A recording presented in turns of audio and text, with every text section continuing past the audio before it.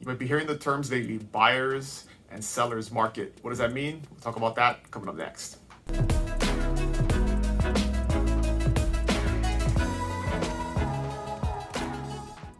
Hey, what's going on, friends? Welcome to the Buy Big Island video blog. And this week we're going to talk about the terms buyers and sellers markets, because you may be hearing about that in the news or from different places, analysis about the real estate market, and they're saying, well, it's a buyer's market or it's a seller's market. And so what does that mean? Because sometimes there's some confusion as to if it's a buyer's market, is that advantageous to buyers or is it advantageous to sellers? And so we'll talk about that and clarify some of that. So first, we'll take a buyer's market. What does it mean if it's a buyer's market? And simply it means that there are more advantages for a buyer in a buyer's market.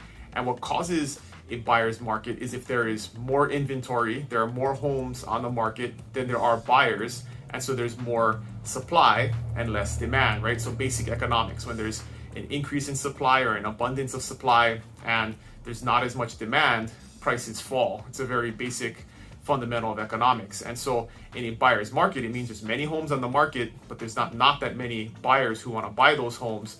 So the things that happen is obviously prices will come down on those homes and buyers will have some advantages in structuring their offers to give them better terms. So maybe they can ask for the seller to pay for closing costs or the seller to do more repairs and different things that are advantageous to a buyer in those circumstances.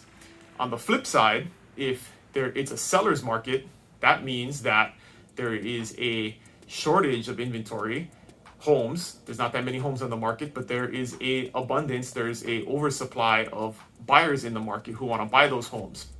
So the opposite thing happens, right? You have too many buyers, not enough homes, and so those buyers drive the prices of the homes up. You have situations where there are multiple offers and people have escalation clauses and automatically bid higher than the next highest offer. They waive appraisals, so they will pay over the appraised value. In some cases, they will waive the cleaning, maybe waive the survey and staking, do whatever they can to make their offer as strong as possible, which is advantageous to a seller because a seller is going to keep more money because they don't have to pay all of these additional expenses. So right now, we're definitely trending towards, if we're not already in a full-blown seller's market here on the Big Island. There is not enough inventory. We've been talking about this the last couple of weeks. There's a huge shortage of inventory, almost half as many homes on the market as there normally is, and tons of buyers who want to come here and buy those homes. And so what's happening, and it's all of the things that I just talked about, where sellers really do have an advantage in this market because they're getting the best terms possible. And a lot of times they'll get a backup offer.